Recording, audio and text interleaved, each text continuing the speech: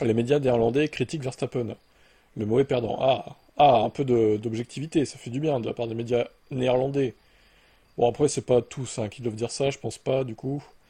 Selon Nos, c'était une surprise que Verstappen heurte Russell, alors que son équipe lui avait demandé de rendre la position. L'action de Verstappen est devenue de nulle part. Ça semblait être une somme due à des incidents plutôt dans la course.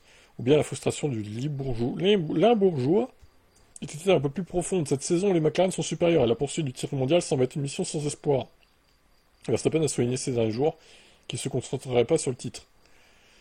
Oui, mais alors, du coup, c'est quoi l'idée? En fait, il se concentre plus sur le titre, donc il se dit, c'est qui tout double, soit je gagne, soit je finis dernier, en fait. C'est quoi ces attitudes kamikazes, là? Alors, cette attitude ne convient pas à Verstappen avec un point de fer, il a dicté la Formule 1 ces dernières années. Ce pilote se contenterait-il d'une deuxième ou troisième place? Pendant la course, l'ancien esprit de combat a émergé de nouveau, bien que le coup de coude vers Russell semble plutôt être la mentalité d'un mauvais perdant. Bien Nos, bien joué. Deux télégraphes, qu'on a souvent cités pour des actus. Sur un pneu beaucoup plus dur, Verstappen a été immédiatement attaqué après le redémarrage, Leclerc le dépassant en ligne droite, mais a également entré en contact avec lui. Russell a ensuite également heurté Verstappen au virage 1, mais Verstappen a conservé la quatrième place après être sorti de la piste. Un Verstappen furieux a ensuite été ordonné par l'ambiasé de rendre la position, parce que ce sont les règles. Verstappen a ensuite délibérément heurté Russell, rendant par la suite la quatrième place. En raison d'une pénalité de temps, le néerlandais a finalement terminé dixième. Alors, oula, Algemeen Dagblad. Il a également des choses à dire sur la manière dont Red Bull a opéré pendant la course. Leclerc a dépassé, mais George Russell a dû être laissé passer à cause de cet accrochage qui allait rester devant le Britannique via la zone de dégagement. Ce sont les règles, Max, lui a-t-on dit. Mais le coureur du champion du monde n'était définitivement pas d'accord avec ça, parce que lorsque Russell, pas exactement son ami, c'est clair, est venu à côté de lui, et il lui a donné une même poussée, assez dangereux donc. Il a reçu une pénalité de temps de 10 secondes après le drapeau damier. Après, il s'est avéré que Verstappen n'avait pas besoin de rendre la position. Aucune autre action n'aurait été prise avec le contact avec Leclerc, du coup. Bon, en vrai, le contact avec Leclerc, c'était vraiment minime. En plus, c'était un peu moins dangereux parce qu'ils étaient vraiment. Alors, si, les roues auraient pu s'enchevêtrer, mais bon, c'était pas non plus. Pour moi, le move dans le virage était plus impactant, quoi.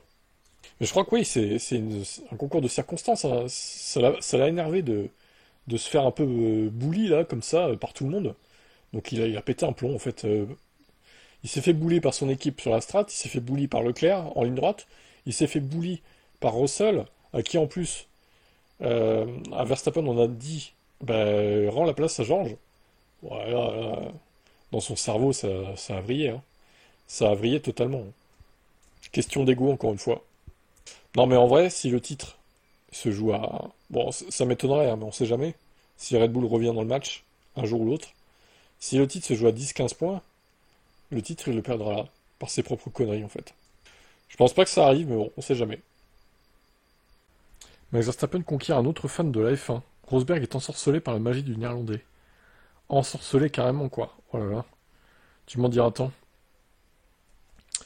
Sur Sky Sport, Rosberg a été très élogieux envers le néerlandais. J'ai vu la magie de Max Verstappen. Il noie le sous-virage et il le rend survireur. Ensuite, chaque autre pilote aurait de gros décrochages et irait vraiment dans le style rallye, mais il est capable de maintenir ce survirage dans une fenêtre très étroite. C'est comme une œuvre d'art. Bah, c'est un peintre, hein, on l'avait vu dans une précédente vidéo il y a quelques semaines. C'est Picasso, voilà, c'est un artiste, Max. Ces derniers jours, Bernie Ecclestone a également commenté que Verstappen était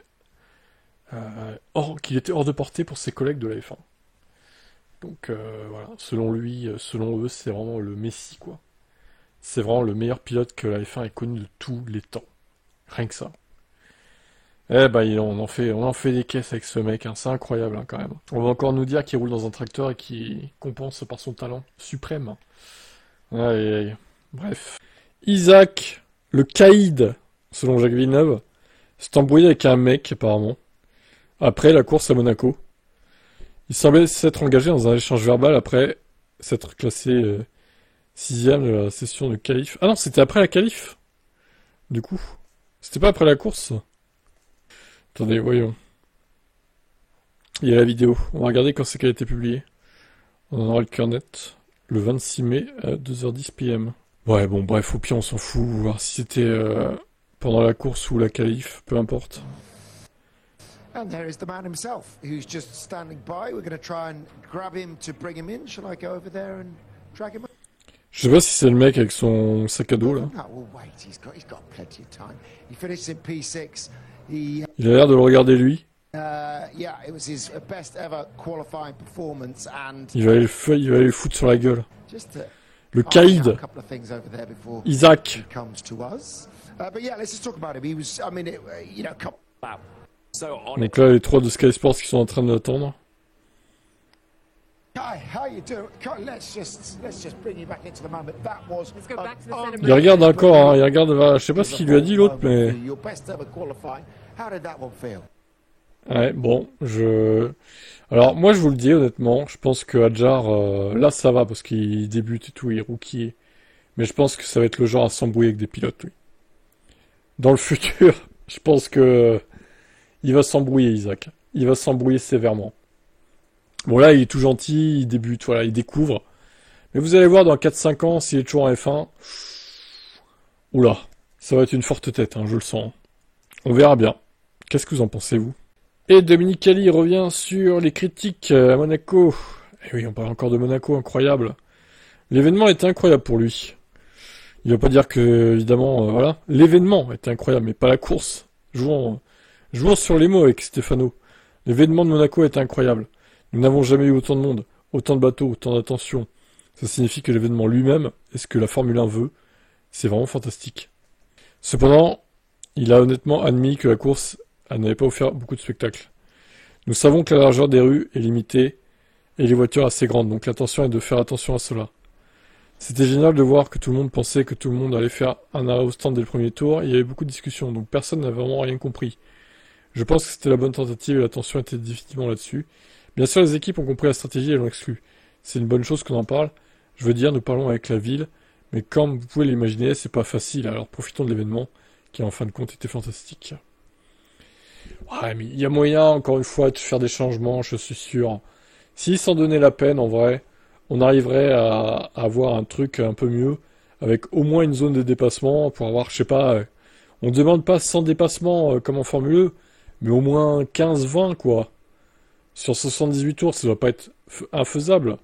Je pense, une dizaine, une quinzaine, ça serait déjà pas mal. Avec un peu plus de spectacle, ouais, bon. C'est faisable, je pense. À eux de voir s'ils veulent s'en donner la peine, surtout Monaco, quoi. Ricciardo réalise un retour surprenant en Formule 1, Daniel. Alors, qu'est-ce que... Du coup, c'est avec sponsoring PepsiCo? Il va être quoi, ambassadeur? Un truc comme ça?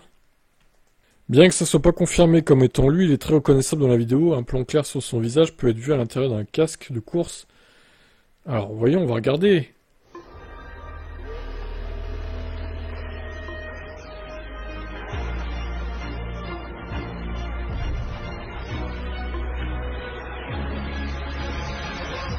Ouais, si, c'est lui.